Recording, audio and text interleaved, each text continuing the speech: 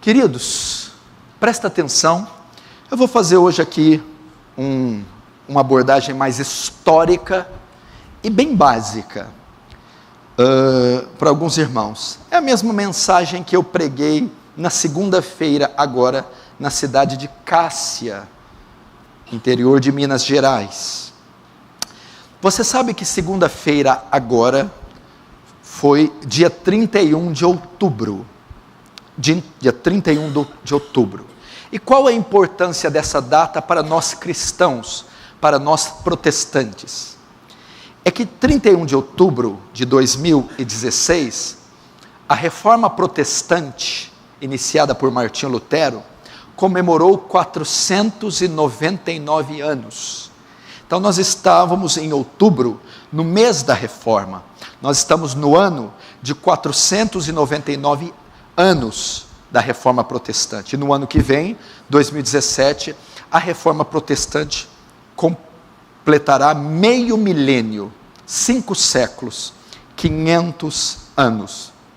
E talvez vocês, membros aqui da igreja, ou aqueles que vão me assistir, ainda não têm domínio, não conhecem, não sabem o que foi esse fato na história da igreja. Ainda não conhecem basicamente o que foi a Reforma Protestante. Por que foi necessário a Reforma Protestante? O que quer dizer a palavra reforma? O que quer dizer a palavra reforma? Por que foi necessário 499 anos atrás a reforma ser feita? A palavra reforma basicamente tem o sentido do quê? Reforma, reformar, trazer de novo a forma, dar de novo a forma, trazer novamente a forma aquilo que perdeu a forma. Isso é reforma, trazer de novo a forma. E por que é necessário uma reforma? Só é necessário uma reforma quando se ocorre uma deforma. O que é a deforma? É aquilo que perde a sua forma.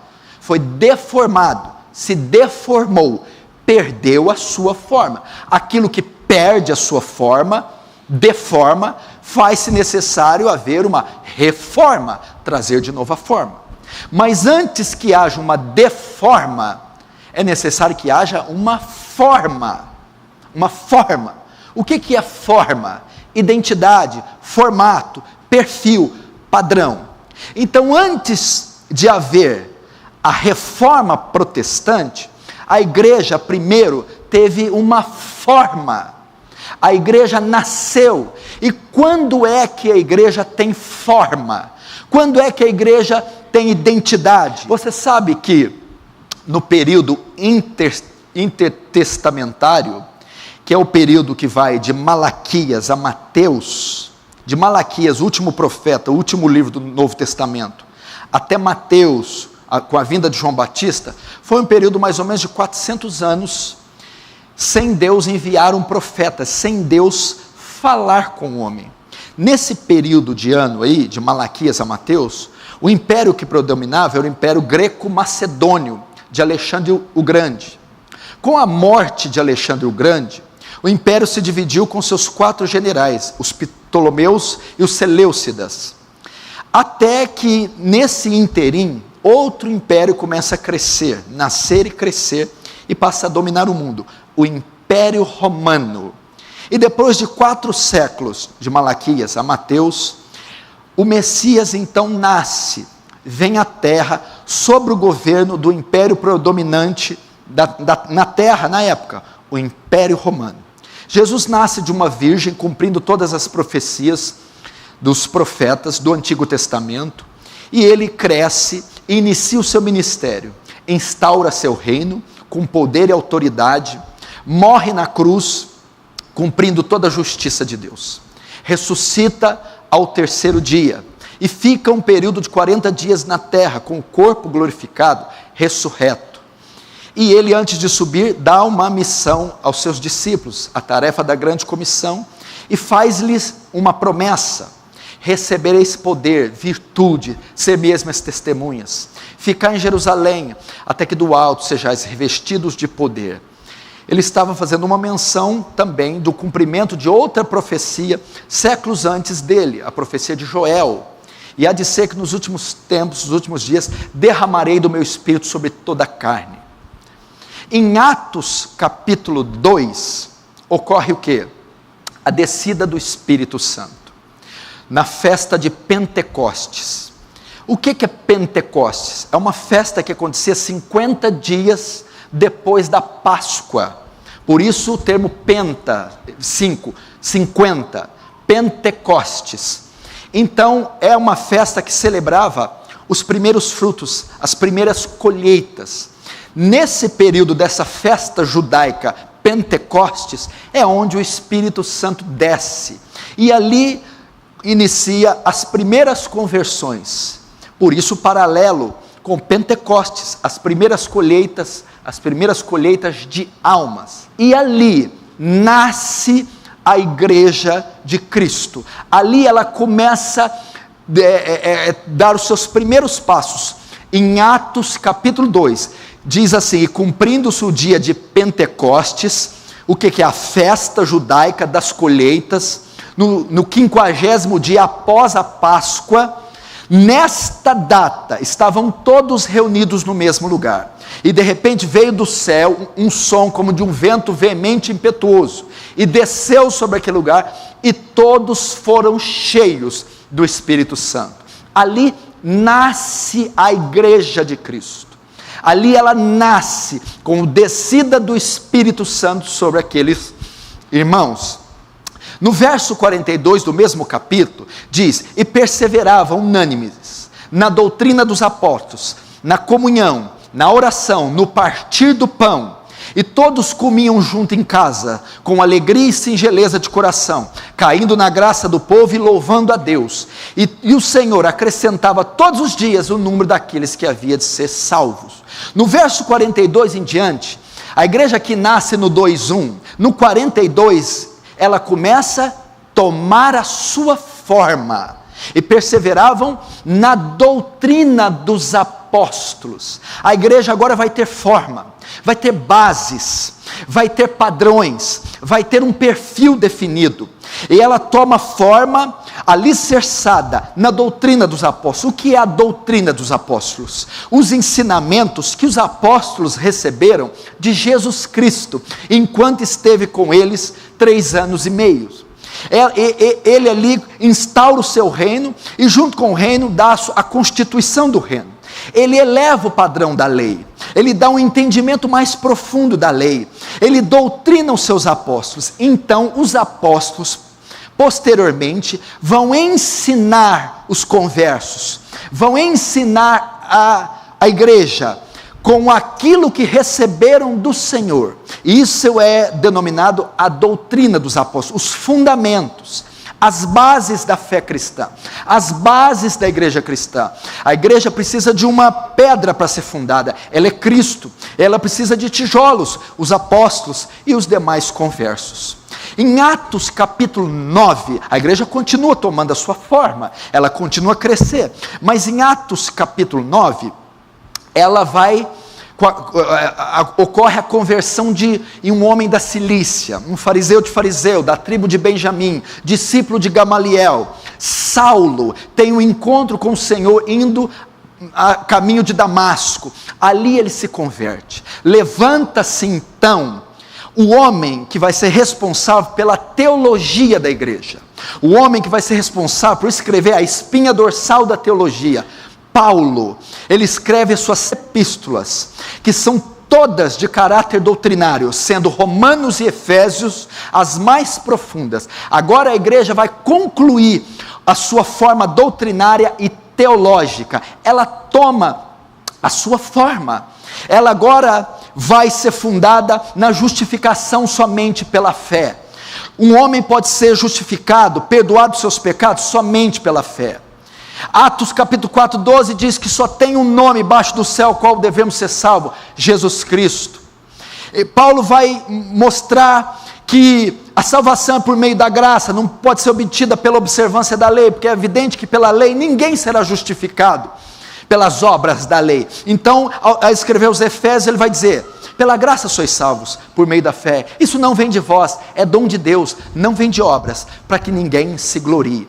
Então a igreja toma a sua forma, ela tem fundamento, ela tem doutrina, ela tem teologia, ela tem pastor, ela tem mestre, ela tem evangelista.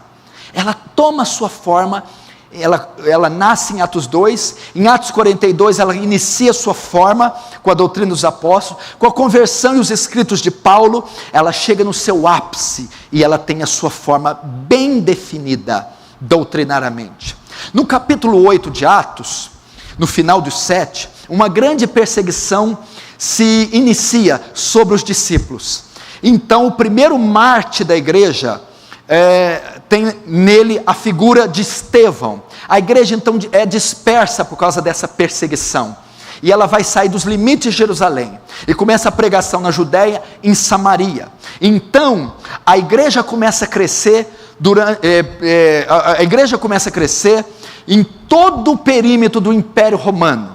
Aí vem Paulo convertido, que já está fundando, já está escrevendo a base teológica da igreja. Ele então começa com as suas viagens missionárias, o grande bandeirante da fé, e agora ele vai propagar o evangelho para toda a bacia do Mediterrâneo. Ele vai começar a plantar igrejas na Ásia Menor, ele vai começar a plantar igreja em Tessalônica, Bereia, Antioquia da Psídia, Antioquia da Síria, ele vai plantar igreja em Colossos. Então ele começa a disseminar. Em 40 anos a igreja se infiltrou por todo o Império Romano. Ali a igreja nasceu, a igreja está forte, a igreja está poderosa, a igreja está grande, a igreja está firme, a igreja tem forma, a igreja ela está cheia de teor, a igreja está cheia de conteúdo bíblico e teológico. Paulo é morto no ano 60 a 64 a mando de Nero, e os demais apóstolos vão morrendo. Nero é imperador presente, Nero é considerado um homem louco, um assassino. Contudo, a igreja continua crescendo, até que chega Domiciano, no ano 90. O último membro do colégio apostólico vivo é João, que está preso na ilha de Patmos, e vai fechar o cânon das escrituras com a revelação do Apocalipse. Até nesse momento, a igreja crescia, era grande, era poderosa, estava avançando e sendo plantadas igrejas em todo o território, quer judeu, quer gentílico. João também morre de morte natural, e começa então o período da patrística, onde a igreja segue crescendo. Policarpo de Esmirna, Irineu de Lyon, Inácio de Antioquia, João Crisóstomo, e eles continuam. E nesse período, até o final do século III, onde a igreja sofre a sua maior perseguição, se eu não me engano por Sétimo Severo, é onde a igreja se expande mais, e ela cresce, ao ponto de Tertuliano dizer: o sangue da igreja, o sangue dos mártires, é semente da igreja. Até no final do século III, a igreja de Cristo está saudável, está crescendo, está forte, está com toda a sua forma. Mas no século IV, no ano 313, acontece o quê?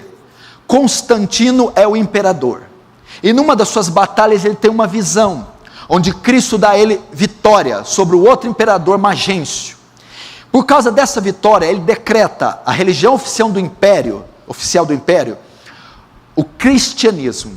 Neste período, a igreja começa a perder a sua forma, no início do século IV, no ano 313. Ele decreta a religião oficial do império, o cristianismo, juntando Estado e igreja, tornando-se chefe do Estado e chefe da igreja. Aí então dá início uma deforma. Começa então a se introduzir no seio da igreja um paganismo. E práticas da cultura greco-romana, começam-se elementos da cultura greco-romana, começam a ser inseridos nos elementos de culto.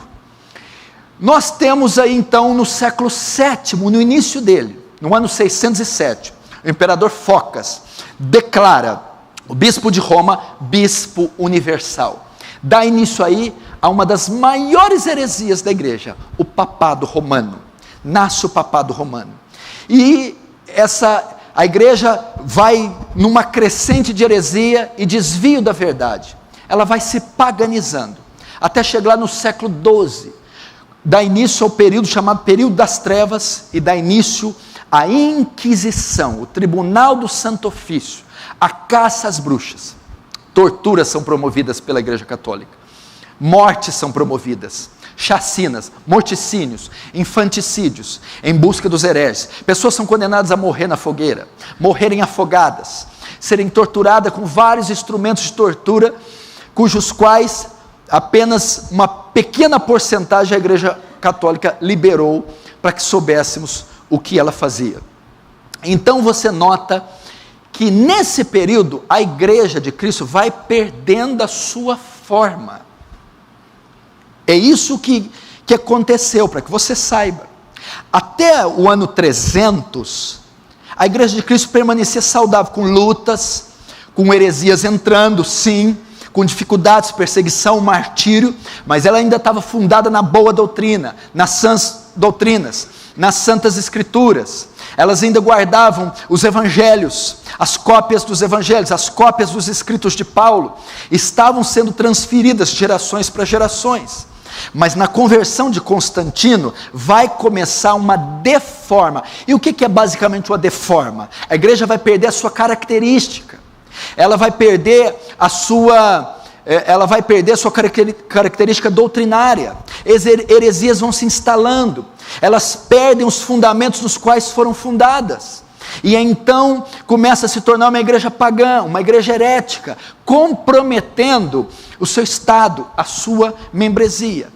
E eu vou ler aqui para você a evolução dessas heresias até o período de Lutério, que é onde se fez necessário uma reforma. Note, eu estou falando da reforma protestante.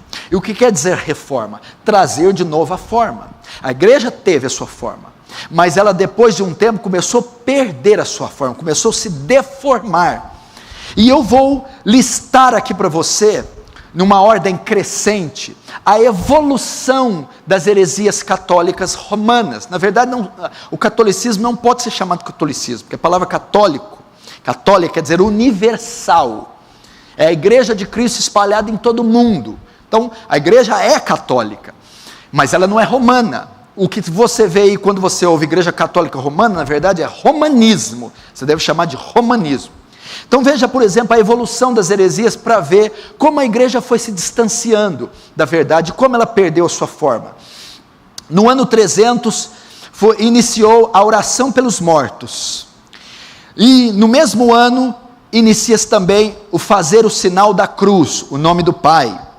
No ano 320, institui-se a confecção e uso de velas de cera sendo acesas no momento de culto, são adotadas no ano 320. No ano 375, depois de Cristo, a igreja adota a veneração dos anjos, dos santos mortos e a confecção e uso das imagens. No ano 394, instaura-se a missa, e a missa é feita como celebração diária.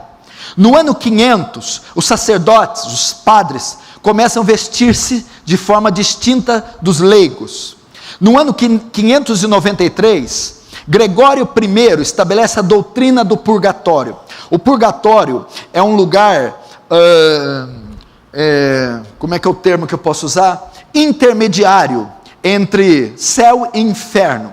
Um lugar onde a alma vai, e para saber se ela vai para o inferno ou não, ela precisa ficar purgando ali os seus pecados. Então quando morre, nem vai para o céu nem para o inferno, ela fica no lugar intermediário chamado purgatório, e dependendo do que se fizer para ela em terra, orações, missas, ou o pagamento de indulgência, essa alma pode sair do purgatório e ir para o céu, ou se não for feito muito por ela, ela pode sair para o inferno. Doutrina do purgatório com Gregório I, no ano 593. Veja que heresias são instaladas progressivamente, e isso que eu estou falando é a igreja de Cristo, não havia outra igreja, essa era a única igreja cristã, e estava inserido todo esse paganismo. No ano 600, o latim é usado nas orações e nos cultos, também imposto por Gregório I. Todas as missas eram feitas em latim, quer você soubesse, quer não. No mesmo ano, no ano 600, orações começam a ser dirigidas para Maria, como coadjutriz e como mediadora e medianeira entre Deus e os homens. Em 607, o papado romano é instaurado. Em 786, culto à cruz, culto às imagens e relíquias autorizadas pelo papado. No ano de 850, água benta é misturada com um pouco de sal e ela é abençoada por um sacerdote, santificando o local que ela é aspergida. No ano 995 depois de Cristo, o Papa João XV, ele ordena a canonização dos santos. Certas pessoas ou apóstolos eram considerados santos e podiam fazer mediação a partir do ano 998. No ano 1079, instala-se o celibato do sacerdócio. Este foi decretado por Gregório VIII. O que é o celibato? No ano 1079, os padres católicos eram proibidos de se casarem. Então, eles tinham que ser celibatários, não podiam contrair núpcias, nem constituir família. No ano 1090, é instaurado o rosário, a oração mecânica, criada por Pedro o Ermitão. O rosário seria o terço, seria a oração do Padre Nosso e da Ave Maria. Veja o progresso, agora chegamos no ano 1184, que é o século XII, é instituída a Inquisição pelo Concílio de Verona. No ano 1215, a transubstanciação é proclamada pelo Papa Inocêncio III. O que é transubstanciação? No momento da Eucaristia, da ceia, a hóstia, ela se transforma na carne, no corpo de Cristo real. No ano 1215, no mesmo ano da transubstanciação, é também instituída a confissão auricular de pecados ao sacerdote em vez de Deus, também instituída por Inocêncio, no concílio de Latrão. O que era a confissão? As pessoas só tinham o perdão do pecado mediante a confissão auricular, confessar a um ouvido de um padre, de um sacerdote, e mediante a penitência imposta pelo padre, aquele pecado podia ser absolvido. Veja como se distanciou das Escrituras. Veja que doutrinas a Igreja de Cristo está crendo. Veja que desde do século IV, no ano 315, veja a evolução, quanta coisa, quanto paganismo, quanta heresia. No ano 1229, proibição da Bíblia aos leigos, e colocada no índice de livros proibidos pelo Concílio de Valença. Ou seja, a Bíblia era permitida a sua leitura só para o alto clero, ou só para os sacerdotes e os cardeais. No ano de 1251, foi inventado o escapulário por Simão Stock, um monge inglês. No ano 1414, já no século XV, é proibido ao povo o uso de vinho na comunhão ou na celebração da ceia. Se você notar, a Igreja Católica só faz uso do pão, não faz uso do vinho, e Jesus ordenou que teríamos que comer do seu pão e beber do seu vinho. No ano de 1439, o purgatório é proclamado como um dogma pelo Concílio de Florença. No mesmo ano, em 1439, é instaurada a doutrina dos 7 sacramentos. No ano de 1508, já no século XVI, a Ave Maria, parte da última metade, foi acrescentada 5 anos depois e aprovada pelo Papa Sixto V, no final do século XVI. A oração da Ave Maria.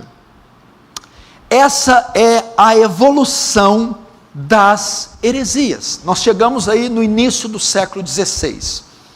A Igreja de Cristo era essa aqui, a Igreja dos Apóstolos, a Igreja que Jesus ajudou a preparar, que o Espírito Santo fundou, a Igreja que foi doutrinada pelos apóstolos, que teve a sua base teológica nas cartas de Paulo, que se expandiu pelo Império Romano em 40 anos, que cresceu poderosamente com a perseguição e com o martírio. Ela se tornou isso aqui. Ela se tornou o que nós estamos vendo aqui em aproximadamente aqui 1200 anos de heresias. Chegamos no início do século XVI, 1509, onde eu terminei. A Igreja de Cristo está desse jeito.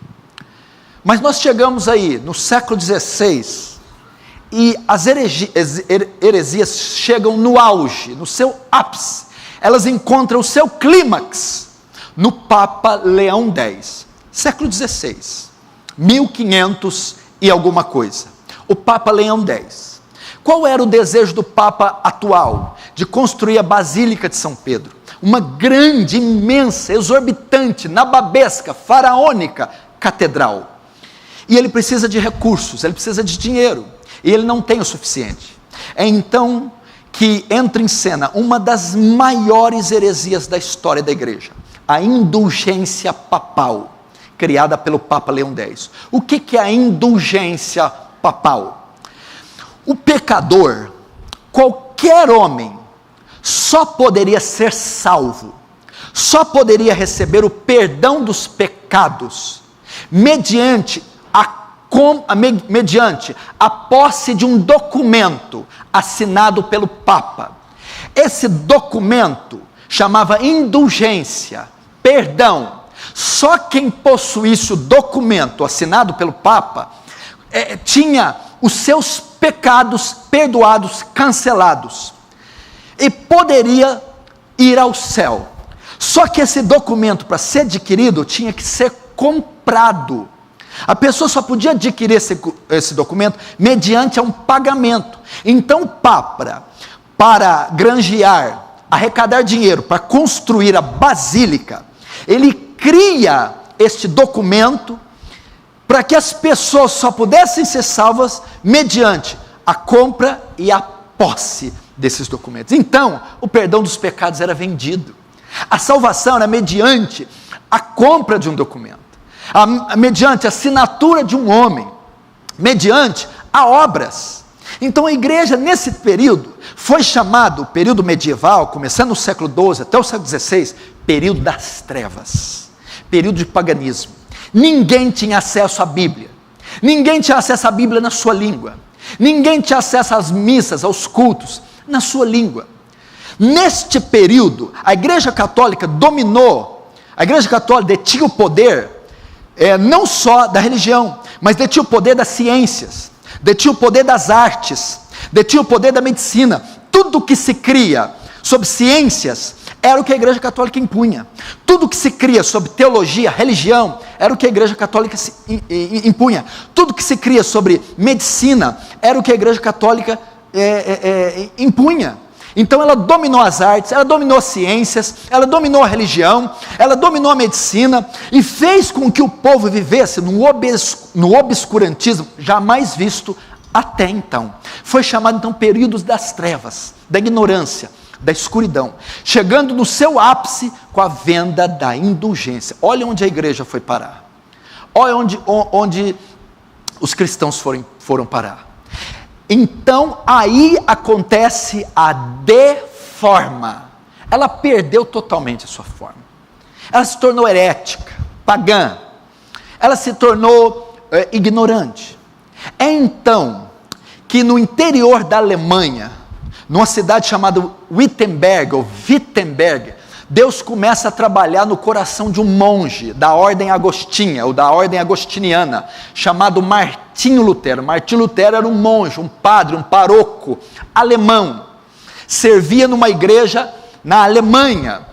Lutero tinha muito problema com a palavra justiça, muito problema com seus pecados. Ele achava Deus um homem vingador, tirano. Ele achava que Deus colocava o pecado nos homens e os puniam com a sua ira. Ele odiava a palavra justiça, ele odiava Cristo, achava que ele era um Deus vingador mau, e ele tentava obter a salvação por meio de penitências, por meio de sacrifícios, por meio de flagelação, até que então ele é enviado para Roma para estudar a Bíblia. Ele tem acesso à Bíblia, e ele vai ter um encontro, ele vai se deparar com a obra-prima das Escrituras. A obra-prima do apóstolo Paulo, a carta magna do apóstolo Paulo, a Epístola aos Romanos. E logo no primeiro capítulo, Lutero tem um choque. Capítulo 1, a hora que ele chega no verso 16, ele ouve estas palavras, ele lê essas palavras. Nele, no Evangelho, se descobre a justiça de Deus, de fé em fé, como está escrito, o justo viverá pela fé. Lutero então entende que a salvação é por fé, não é por obras, não é mediante a venda, a compra de um documento chamado indulgência, não é mediante a penitências, romarias, observação de relíquias sagradas. Lutero ali se dá a sua conversão, o seu encontro com Deus, a sua estrada de Damasco. Então, após ler esse documento e estudar as Escrituras, Lutero percebe o desvio da Igreja Católica, o desvio do papado romano, as heresias que entraram. Então, no dia 31 de outubro de 1517, há exatos 499 anos atrás, Lutero vai até a igreja Castelo de Wittenberg e afixa, prega na porta da igreja as suas 95 teses contra a Igreja Católica. Neste ato ousado e enérgico de Lutero, de afixar as 95 teses na porta, dá-se início a um dos maiores movimentos depois da vinda de Cristo na humanidade, a Reforma Protestante. Por que Lutero fez isso? Porque as portas das igrejas, principalmente dessa igreja, que era uma igreja universitária, funcionavam como editais, murais. Então não foi por acaso, ou não foi um ato insano de Lutero.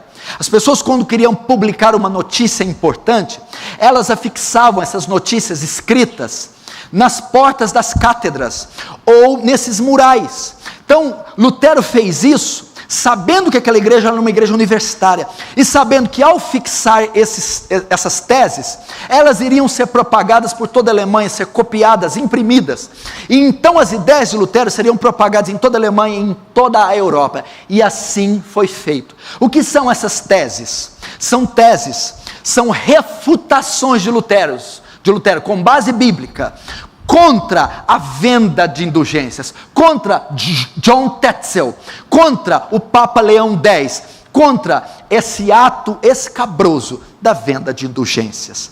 Então, deste ato de Lutero, de ler Romanos, de entender que a salvação é pela fé, de colar as 95 teses, 95 teorias, refutações contra as heresias da Igreja Católica, nasce um movimento que chamamos Reforma Protestante. O que é a reforma? Qual era a intenção de Lutero?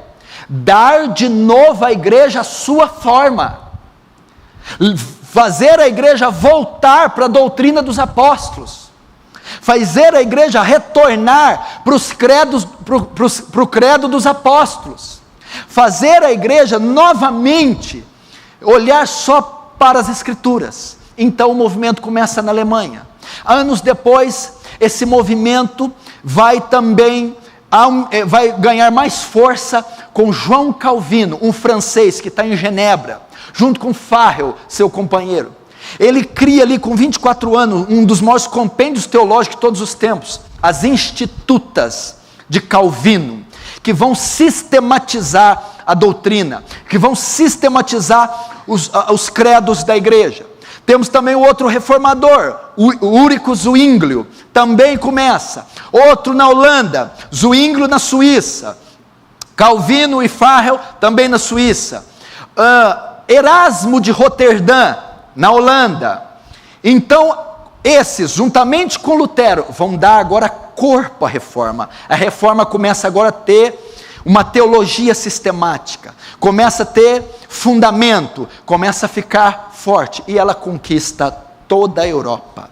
Lutero comparece em 1521, na dieta de Worms, onde Lutero é sentenciado, ele é intimado a comparecer num concílio, a comparecer num tribunal, onde ele é intimado a revogar suas teses, seus escritos contra a Igreja Católica.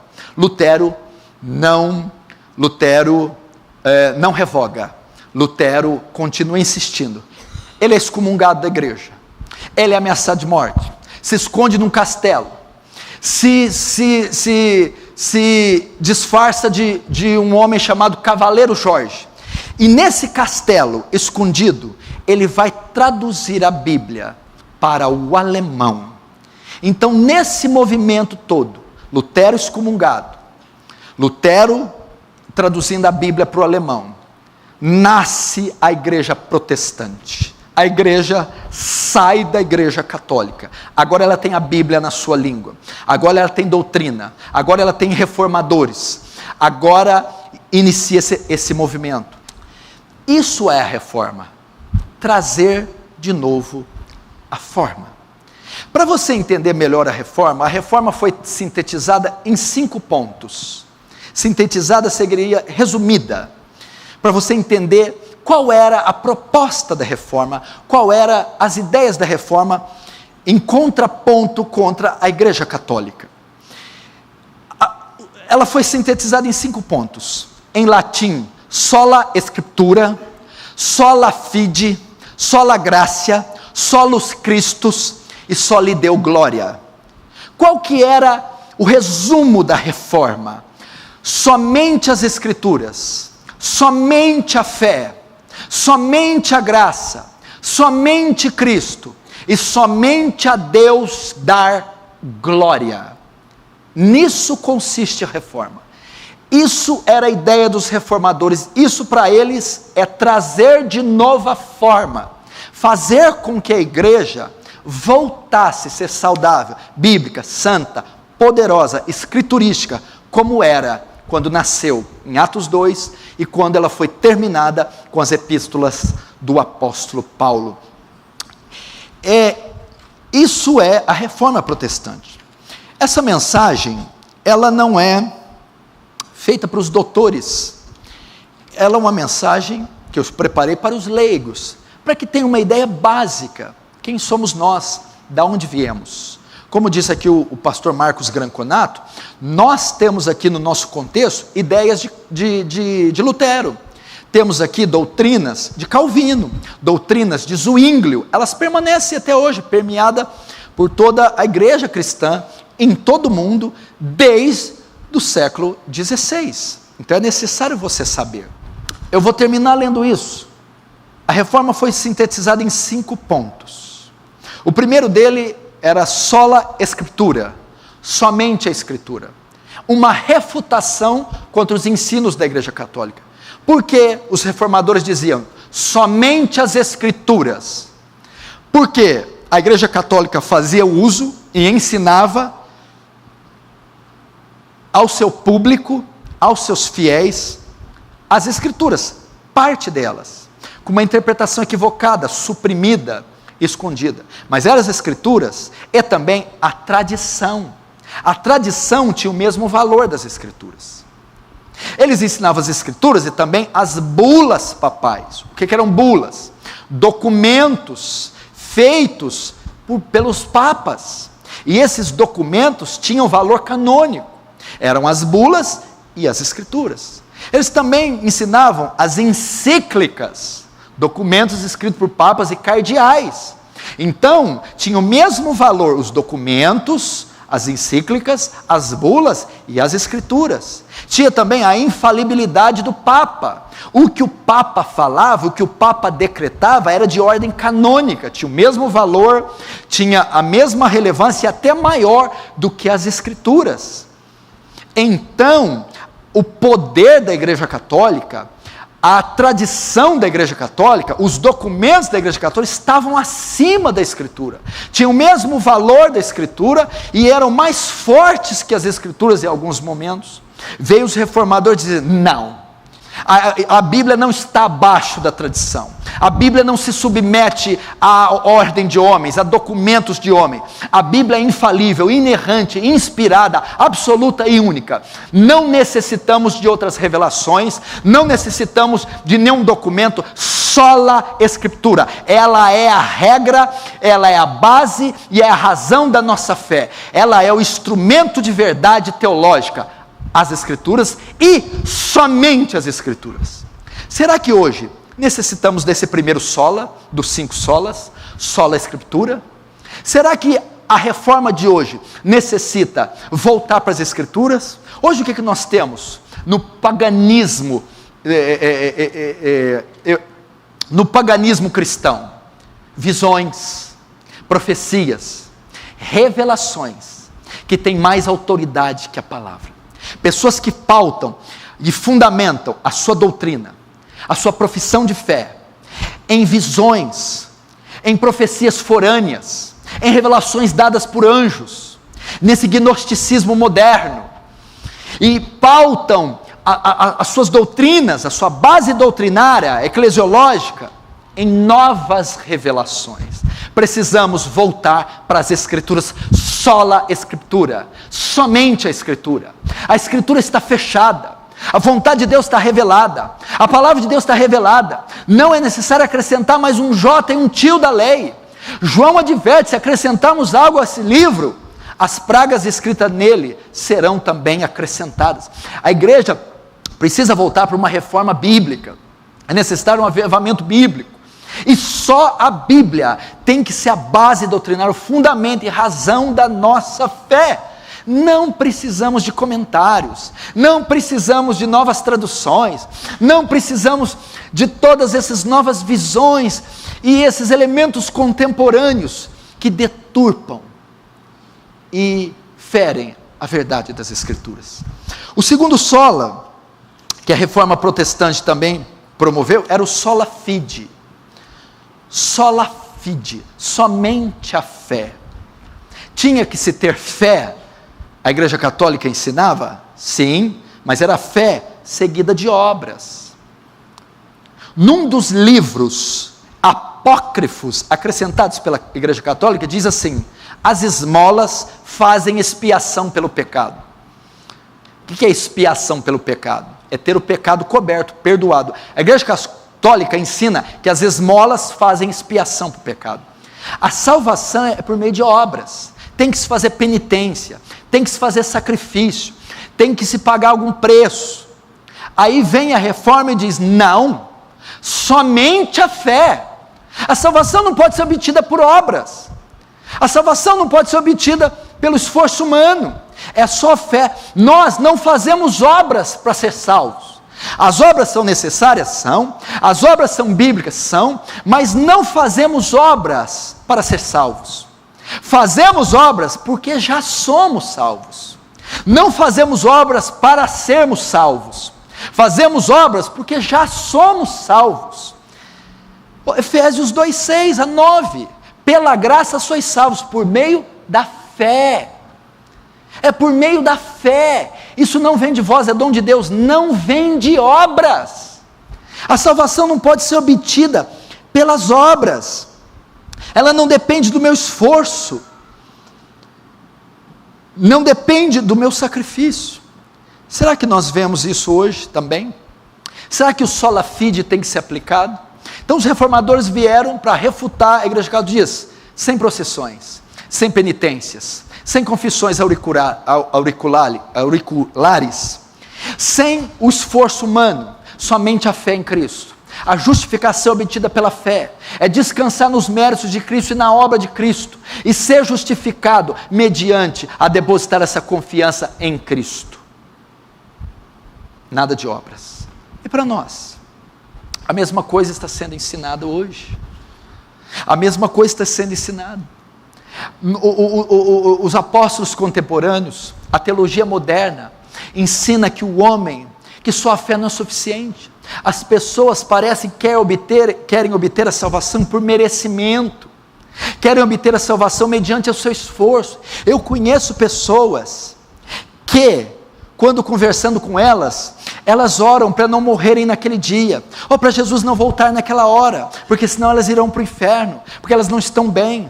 Ou seja, a salvação está na mão delas, depende do esforço delas, depende do desempenho delas.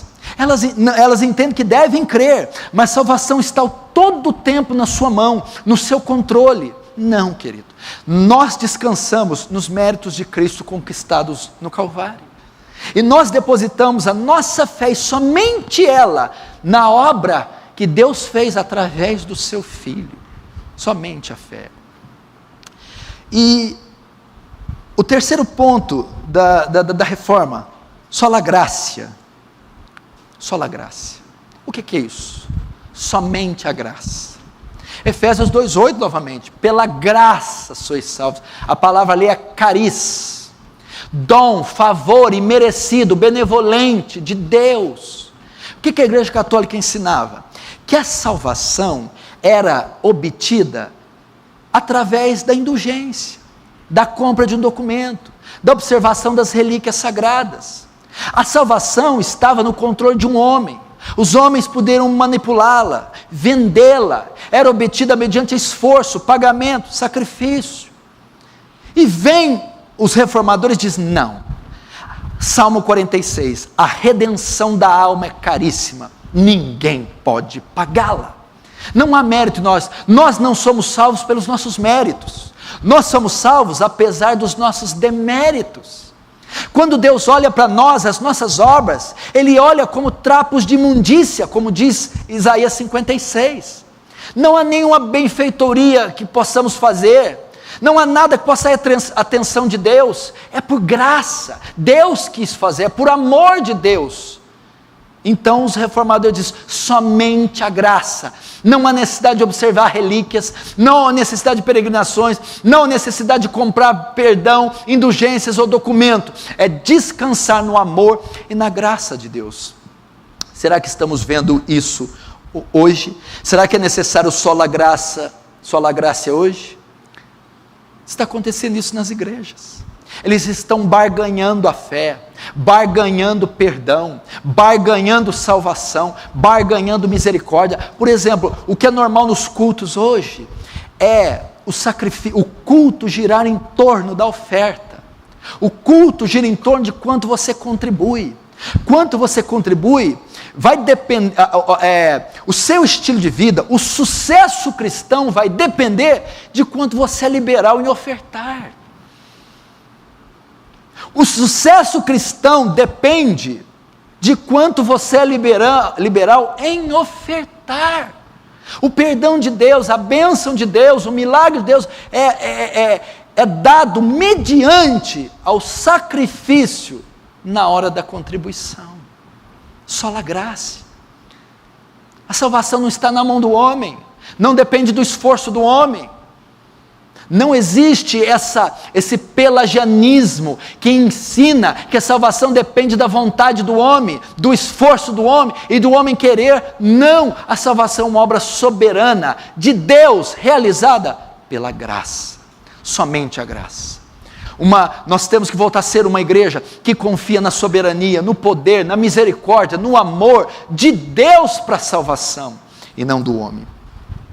O outro ponto que sintetiza a reforma, eu estou dizendo,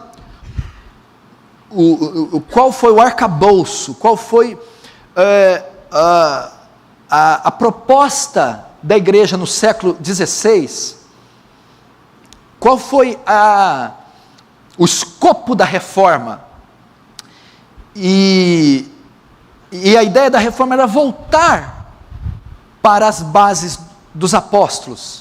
E eles fizeram isso em 5 pontos. O outro ponto, o quarto, é solus Christus, somente Cristo. O que a Igreja Católica ensinava? Cristo media, mas Maria também media. Cristo salva, Maria também é corredentora com Cristo. Cristo media, mas Pedro media também, Paulo media. Então apóstolos, santos, padres, cardeais e papas que fazem mediação. A Igreja Católica no Concílio Vaticano diz que Maria é corredentora com Cristo, Maria é co-intercessora com Cristo. Hebreus diz que sem derramamento de sangue não há remissão de pecados. Em qual cruz Maria derramou seu sangue? Não há nem registros como Maria morreu. Maria não foi crucificada, Maria não permaneceu virgem para sempre, Maria não foi concebida sem pecado, Maria não foi assunta aos céus, Maria não tem poder de mediar o homem e Deus, então a reforma vai dizer, não, somente Cristo. Atos 4,12, só há um nome embaixo do céu, qual importa que devamos ser salvos? Jesus Cristo. 2 Timóteo 2,5, só há um mediador entre Deus e os homens, Jesus Cristo o homem. Ele é o mediador de uma nova e eterna aliança. Hoje, será que precisamos dos solos Cristos? Meu querido, nós temos hoje homens que fazem mediação entre nós e Deus, pastores, bispos, apóstolos, os quais temos que confessar nossos pecados por mediante receber perdão, homens que nos mediam, homens que subjugam, dominam pela força e ensinam que sem eles, sem a passagem deles, sem a presença deles, sem a mediação deles, não podemos chegar plenamente até Deus. E vem a reforma dizer, não, solos Cristo, somente Cristo. Não há salvação em nenhum outro homem, não há salvação em nenhuma outra igreja, não há salvação em nenhuma outra religião, não há salvação em nenhuma outra forma doutrinada espúria, somente Cristo. Eu sou o caminho, a verdade e a vida, ninguém vem ao Pai, senão por mim. E para encerrar, o último sola dos 5 sola, só lhe deu glória, só lhe deu glória. Somente a Deus dar glória. Por quê? Porque a glória estava sendo convergida na Santa Cátedra. A glória estava sendo repousando sobre a cabeça de Petrus Romanos, Pedro. A glória estava recaindo sobre o vigário de Deus, o substituto de Pedro na terra, o Papa. Eles estavam roubando, usurpando a glória que pertence só a Deus. Vem os reformadores e diz, não, a igreja não merece glória, os cardeais não merecem glória, os apóstolos não merecem glória, os bispos não merecem glória, os papas não merecem glória, só Deus a glória. Ele é o autor de uma eterna salvação, nele nos movemos, existimos e vivemos, dele vem a respiração e a vida, porque dele, por ele, para ele são todas as coisas, glória pois a ele eternamente, amém. Será que precisamos de um só lhe deu glória hoje? Hoje o que nós estamos vendo são cristãos, cultos, igrejas antropocêntricas. O que é antropos e centro? Homem, o homem é o centro, o culto gira em torno do homem, o culto é para a glória do homem, o louvor é para a glória do homem. Os papas e bispos e apóstolos e messias modernos recebem glória, são ungidos, são infalíveis, são intocáveis, suas igrejas, suas fundações, suas doutrinas recebem louvor, honra, glória. Temos que voltar para uma reforma que diz, de Deus e somente de Deus é a glória, a Deus e somente a Deus é a glória e o louvor. Todos nós somos como trapos de imundície, todos nós somos como impuro, e todas as nossas obras como trapos de imundícia. A Bíblia diz assim, olha só, pela graça que sois salvos mediante a fé, isso não vem de vós, não vem de obras, para que ninguém se glorie, é dom de Deus, porque é para Deus a glória não pode ser convergida em nada, nem em ninguém, mas somente no autor da salvação. Essa foi a proposta da reforma. Faz-se necessário uma nova reforma. Estude sobre isso. Estude a história do pensamento cristão. Estude a história do cristianismo. Compre livros sobre a história da igreja, a patrística, os pais da igreja. Compre livros sobre a igreja da Idade das Trevas, século XII, da Idade Média. Compre livros que falam da reforma, da pós-reforma, que chega até os puritanos, os Spurgeon.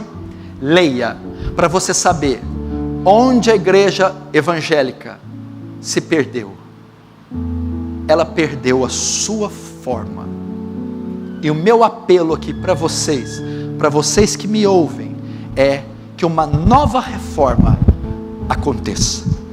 Mas uma reforma que nos envie para Cristo, que nos envie para os apóstolos, que nos envie para o Novo Testamento, para os Evangelhos, para as cartas de Paulo, para as doutrinas bíblicas, simples, profundas, mas que salvam, que curam, que libertam o homem do pecado. É isso que nós precisamos.